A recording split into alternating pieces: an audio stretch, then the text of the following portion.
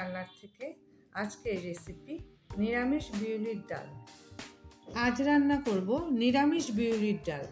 তো নিরামিষ বিউলির ডাল করতে আমি এখানে বিউলির ডাল নিয়েছি আর মূলা।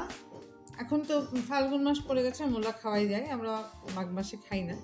তো নিয়েছি মূলা আর লাউয়ের গলাটা নিয়েছি, কাঁচা লঙ্কা, মৌরি, আদা আর শুকনো লঙ্কা।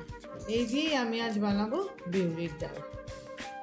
কড়াইটা গরম হয়ে গেছে, এখন আমি বিউলির ডালটা ভাজা করব, শুকনো খোলাতেই ভাজা করব। আমি এখন ডালটা একটু ভাজা করি, মানে একটু ভাজা মানে লাল লাল করে একটু ভাজা করি, তবে গন্ধটা সুন্দর হবে ডালের, তারপরে আমি রাখি। ডালটা আমার ভাজা হয়ে গেছে, আমি ধরো 2-3 মিনিটের মতন ভাজলাম। এরকম একটু যখন লালচে লালচে ভাব ধরে, একটা গন্ধ সুন্দর হয়, তখন আমি ডালটাতে এখন জল দিয়ে দেবো। জলটা একটু বেশি দিব, কারণ এটা মিডিয়াম টু লো ফ্লেমে বেশ একদম গলা গলা মতন যখন ডালটা সিদ্ধ হবে তবেই আমি নামাবো।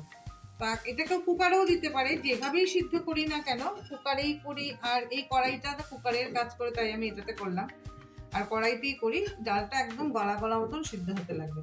মিডিয়াম টু লো ফ্লেমে ধরো 20 মিনিট লাগবে। এখন ডালটা সিদ্ধ বসিয়েছিলাম, ডালটা এখন দিয়ে দিলাম। আমি আধা ঘন্টার মতন মিডিয়াম টু লো ফ্লেমে সিদ্ধ করেছি। এই দেখো একদম গলে গেছে। এরকম বিউলির ডাল একটু গলা গলা না হলে না ঠিক ভালো লাগে না। তো এখন আমি তাতে দিয়ে দিব আন্দাজ মতন হলুদ, আর দিয়ে দেবো স্বাদ মতন লবণ। স্বাদ মতন লবণ দিয়ে দিলাম, দিয়ে আমি এটাকে এখন সম্বার দেওয়ার জন্য রেডি করি।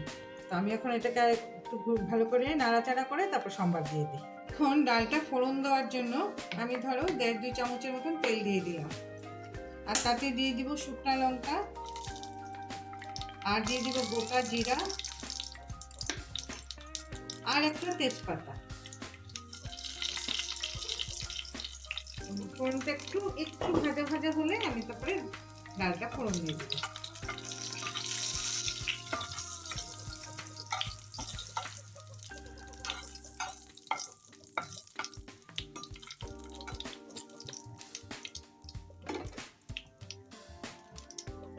এখন আমি ঠিক ডালটা ঢালার আগে কাঁচা লঙ্কা চিড়ে রেখেছি, এই কাঁচা লঙ্কাটাও দিয়ে দিলাম যাতে তেলে একটু ঝালটা বেরোয়। এখন আমি এই ডালটা দিয়ে দিলাম, আর দিয়ে দিব তাতে এই যে মূলো কেটে রেখেছিলাম, মূলোগুলো দিয়ে আমি 2-3 মিনিটের মতো ডালটাকে ভালো করে ফুটতে দিব। আর এই যে মূলো আর লাউ, তো 2-3 মিনিট আমি ডালটাকে ফুটাই। ডালটা যখন ফোটা শুরু করলো তখন আমি এখানে দিয়ে দিব যে আদা আর মৌরি বাটাটা, দিয়ে আমি মূলাটা আর লাউটা সিদ্ধ হওয়ার জন্য মোটামুটি ধরো মিডিয়াম টু লো ফ্লেমে 2-3 মিনিট একটু ফুটিয়ে নিই। আমি মিডিয়াম টু লো ফ্লেমে ডালটাকে ধরো 3-4 মিনিট সিদ্ধ করেছি। তো আমার লাউ মূলা সিদ্ধ হয়ে গেছে। এখন আমি সামান্য একটু ধনেপাতা দিয়ে গ্যাসটা অফ করে দিব। এই আমার হয়ে গেল নিরামিষ বিউলির ডাল। খেতে কিন্তু নিরামিষ হলেও এত ভালো হয় খেতে। দেখো লাউ মূলা সব সিদ্ধ হয়ে গেছে, আমার কমপ্লিট নিরামিষ বিউলির ডাল।